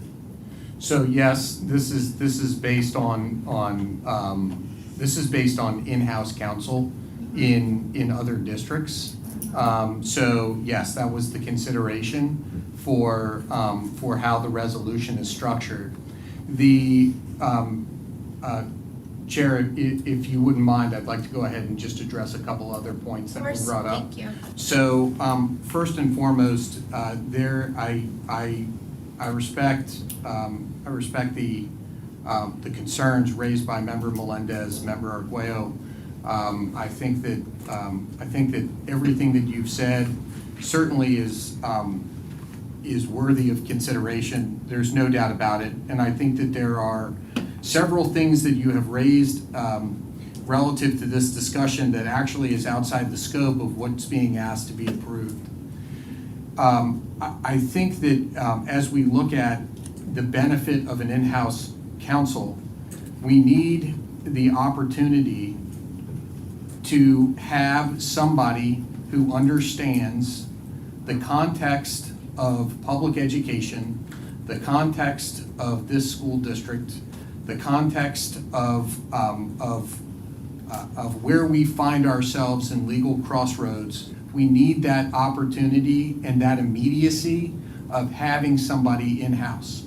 There is a cost that is associated with calling a firm, not being able to get your attorney, and getting somebody who may or may not be able to provide you the best advice. While I really like my ophthalmologist, I don't think that I would go to him for a neurology appointment. So that's the same thing in calling a full-service law firm with an education question, and they don't have your attorney there to go ahead and respond to that. If you have somebody in-house, then you have somebody who is there, who's dedicated to you, whose sole responsibility is to the district, and we can get that advice and be able to move on in a moment's notice. So I think that to the idea that there is a substantial cost, I think that we can absolutely scope out, and it is up to the board to determine what then becomes the legal services that the in-house counsel is responsible for. But I'm not exactly sure if this is the time to do that. We're making a decision. The reason why I brought the resolution forward is because I want us to go ahead and make a decision about in-house counsel. From that time, from the time of approval, if it is approved, then crafting the job description ultimately falls on the board. And then from there, we can go ahead and make a determination of how we move forward with how internal audit is structured, how all of that administrative support it falls into place. So that I just wanted to share those items, and certainly I appreciate both Member Melendez and Member Arguello and the points that they've raised. I think that everything that they've raised allows us to get to a better outcome with an in-house counsel, because they're raising important points and considerations for when, if this is approved, we can go ahead and operationalize this quickly. Thank you. I will recognize Board Member Melendez and then Board Member Arguello. And thank you, Mr. Superintendent. I think in concept, I agree to this. What I believe is inappropriate is the timing of it. It's like putting the cart before the horse. Introduce the concept. Would you like to have in-house or not a vote, and here it is. I believe that, it's worthy of discussion, and so for us to look at that as a board and have that discussion, like we have our own school board policy, not to introduce new business the meeting. If we do introduce new business, we discuss it, say what it is, and try to vote on the next one. So to me, that's what this is about. This is about process more than the content. I may come to the same conclusion, but I'm going to vote no on it because I want the opportunity to evaluate what that means. You know what I mean? And what is that impact? I didn't even know about this till a couple days ago. And, I want to look at what other districts do. I want to do my homework. I want to be able to analyze what are those possibilities. What is that defined scope? What does it look like? I mean, do I believe in an in-house counsel? Yes. And so, but I don't want to vote yes, and then maybe later on kind of fix the problem. I want to talk about the problem, what that solution looks like, and vote on it, knowing exactly what we're getting, not just voting on it and hoping that we get it right. Especially when there's no need. He's already under contract. There's nothing, he's been functioning like this since I've been on the school board for 3 years. Now is it perfect? No. And I agree. I want reform, and I appreciate his ambition to go fast, but sometimes we're a government. We're a government for a purpose. They call us a bureaucracy, and I just want that opportunity to look at it and kind of like look under the table, do my due diligence, you know what I mean? Like I said before, if this is a job that's still going in-house, well, why don't we, advertise it and see who wants the job. You know what I mean? Maybe somebody else wants it. Maybe, is the salary correct? Well, that's the other thing too, is I haven't even looked at that. If we look at the salary and go, man, Carpenbarger's giving us a great discount, I'm scared to advertise it because everyone else wants $300,000. I'm like, whoa, Carpenbarger's the guy. Now I'm voting confidently on something. I'm not shooting in the blind. And so that's where, again, we may come to the same conclusion, but process to me matters. We want to do this right. We have a new superintendent. We have a new processes in place. I want to set the example for the rest of the district that we're not, too capricious in the way we do things. We analyze things, we do our homework, and we come to conclusions based on what we know is the best outcome for our students. Thank you. I'll recognize Mr. Arguello and then Board Member Cahill. I think that one of the issues is here, this is a substantial raise. That's one issue for me. This contract was just renewed or extended, and a raise was added to it. So now we're adding another raise. It does not speak well to our teachers who are begging for a raise. So, I mean, it's just, it's terrible timing. The process, I agree, is rushed. I don't like that at all. We just were talking about, hey, don't bring it here with us 30 days, or there's no reason to rush these things without due research. Not everybody here needs research. Not everybody here needs the time. But I read each of these contracts. I've read all the things that are here. So I mean, I do need the time. The other thing, I think it is fair what he's saying about putting this out to bid. Maybe it should be put out to bid. That's a fair conversation to have. The other thing, and which this leaves a really bad taste in my mouth, is that the previous administration loved to act and then ask for approval after the fact. That to me is not a good process. I don't like that. I don't like how we would send a letter to the state and then we would ask for approval after it was already sent, or the fact that we say that we're going to follow a process, but then we don't follow that process when it favors a particular person or something, or worse, that we don't care about being honest and transparent and out in the community with these types of things. It's not a good process at all, and we should be trying to get away from this. That's one of the things that I would hope, is that the district gets away from this type of thing where either they've decided, right? The district has decided that they want something, they throw it on here just for the rubber stamp, and then people start coming here and they start speaking over this issue, because that's exactly what would happen. I mean, and that's why these people are here. You heard it from that gentleman here, the accountability and so on and so forth.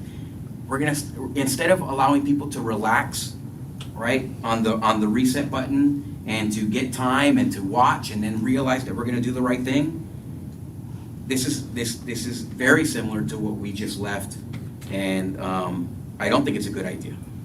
Thank you. Board Member Cahill? Thank you.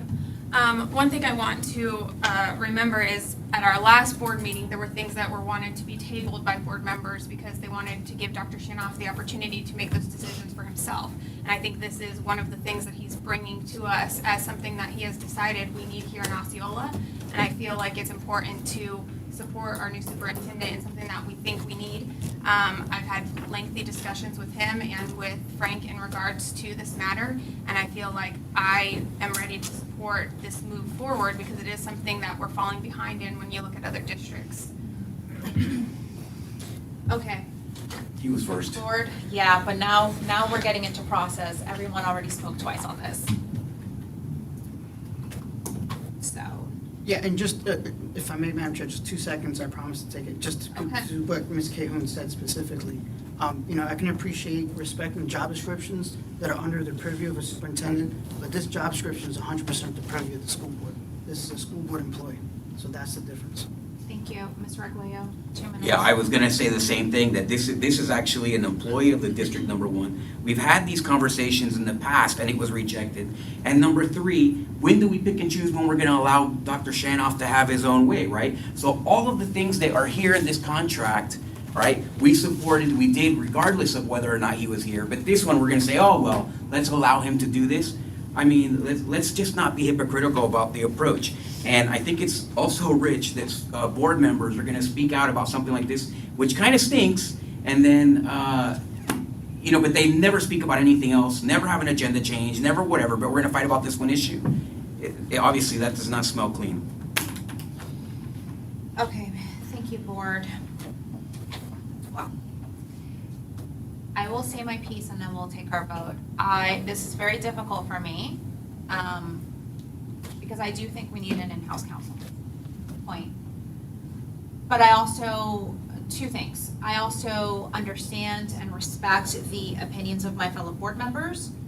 Some of them I may agree with, some of them I may not, but I do respect it. And my biggest situation right now is that I don't want to set up Dr. Shanoff nor our new in-house counsel to have a split board again. And since we have to vote, because we are not tabling it,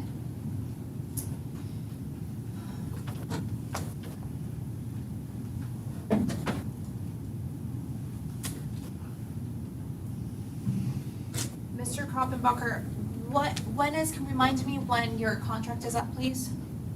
I have no idea, ma'am. I never paid attention to it. I leave it to We have purpose. to look that up. Okay, thank you. Board Member Booth? Yes, I know you're finishing your comments. Go ahead, yourself. I just had some questions. Okay. Go ahead. Based on the discussion, and valid points brought up, I do know this job description, as Dr. Shanoff said, was from other counties. And the discussion was robust here. I do motion to table for time. Second. Yeah, I mean, we have a motion on the floor already.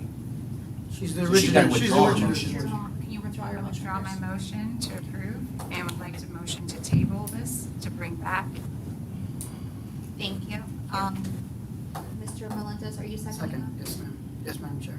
Thank you. So we have a motion and a second to table this item until we have further information. Board, all those in favor? Aye. Opposed, like sign? Thank you. And if I can just make some recommendations. This is a pretty big decision for the board, Dr. Shanoff. So I wonder if you can sit with us during our weekly meetings and have conversations about what is important for us, so that the next time that we see this, it is more robust and it has answered some of these questions concerning the audit, as well as concerning the pay and whatever additional concerns our board members had. I will say, once again, that I am in favor of having in-house counsel. I do think that that is important for us. We are definitely not a small district. And I also, Dr. Shanoff, because you are pretty business oriented, one thing that you mentioned that I'm curious to know about is the cost benefit of having someone outside versus inside, especially with how much attention there is on school districts coming from the legislature. Thank you, board, for that conversation. Did you have anything else under your seat, Mr. Yes, I Koppenbacher, do. social media? The next item is social media lawsuit, Thank you. asking your authority for the district to join many other districts in the state. Just for a little facts, 95% of children currently use YouTube, 67% use TikTok, 59% of children use Snapchat. What has been identified from a whistleblower from Meta, I believe it was Meta, how they hired teams to exploit the vulnerabilities through technology so they'd have more users. Our 1 in 3 teen girls believe that these social media sites are causing problems with their perception and weight. A number of teens talk about how these sites talk about suicide and have furthered that unfortunate situation. And so there is a number of districts in the state have joined this. There's no exposure to us financially. They win, they win. We don't pay any legal fees. If they lose, they lose. But anybody who reads about the impact on these kids, it's a disgrace. So this is just to add our name to the lawsuit? Yes. Okay. Board? Motion to approve. Second. Motion by Board Member Arguello, second by Board Member Booth. Board, all those in favor? Aye. Thank you. And One last thing, Madam Chairman. yes. Going back to the contract, Dr. Pace had been asking me to do that. Didn't want to do it. Dr. Shanoff asked me, and I agreed to do it. As to a salary increase, well, first let me correct something earlier today. As of today, we have not increased legal fees this year because we got back, Sarah, several hundreds of thousands of dollars that we made Cigna pay to reimburse us. Second. Gallagher. Second, the reason audit was placed under me, it was for a temporary basis because currently your system is broken with that. I used to say that over and over again because audit should not report to the staff, and Dr. Shanoff wanted it from day one, not reporting up through him, because they technically are going to be auditing the majority of his departments, so it would be reporting to the board. Thirdly, I'm going to make it really easy on you. On September 1st, I'll be leaving, and you have 2 months to find who you want to do whatever you want. I don't dance around with people, right? And I've sat here long enough, so I wish you all a lot of luck. But you are now free to do whatever you want. I'll make sure everything stays in place and coordinate, etc. So you have 2 months to figure out what you want to do, advertise, and find whoever you want. Thank you. No further comments? Okay. Thank you. Can we make sure that we have that under new business? Tanya? Thank you. Okay, new business. Mr. Melendez? Thank you. I did speak with the superintendent about this, both Dr. Pace and also Dr. Shanoff. And this was like this year, I guess it's like Katie's comment, where students had to return back from Memorial Day for 1 day on a Tuesday and go home. I mean, I haven't even asked what the attendance rate was, how many students even showed up. So I didn't know, I know it's a process, there's a calendar committee, but like what were the parameters of that? And to try to kind of avoid that in the future. So at least if they're gonna come back for at least Tuesday and Wednesday, then have like professional development or teachers, you know, that Thursday and Friday. So in other words, you know, for instance, Monday was Memorial Day. Yeah. We made students come back from Memorial Day for just 1 day of school on Tuesday, then they went home. And so I didn't like the way it ended like that. You know, I had a lot of parents emailing me, and that was kind of, it was just difficult. You know what I mean? It just really didn't make a lot of sense. So if we have a formula, I want to know if that formula has any flexibility to at least when you come back Tuesday and Wednesday. You know what I mean? At least come back for 2 days or try to finish that Friday. So, and so that's kind of what that was, like, you know, try to avoid that. And so with that, I think I spoke with Dr. Shanoff. He gave me some good answers, and I just wanted to share that with the board because, you know, obviously I had a lot of parent concerns about that and how do we avoid that again in the future. So you're satisfied with the discussion you had with Dr. Shanoff? Yes, or if he likes to share it with the rest of the board to know that what the conversation that we had. Sure. Thank you, Chair. So, so Mr. Melendez and I spoke about his concern regarding the school year calendar. I indicated to him that we have certain requirements that we need to meet relative to hours of instruction. And so what we can do is we can definitely provide some advice to the calendar committee around where we might be able to find some adjustments within the calendar moving forward. There's really no opportunity for us to make those adjustments for next year, so we're looking at the year beyond perhaps and making some adjustments there. So we will definitely be taking those concerns under advisement. Thank you so much. And board, I know that this is not usual, and I do apologize for that, but we do have a deadline of making sure that we have all of our FSBA officers in. I know that when, not officers, representatives, I know that when we were at FSBA, we voted on who would represent us in the board of directors, and I just want to confirm, Ms. Cahoon, you're still doing that, but we do need to have an alternate. We need an alternate for Ms. Cahoon. I'm not sure if any of you would like to volunteer for that. I can be an alternate. Thank you. So our alternate would be Mr. Melendez. What was the other piece that we had to identify today? You just needed to pick the representative and the alternate and make it official within the board meeting. It is official within a board meeting.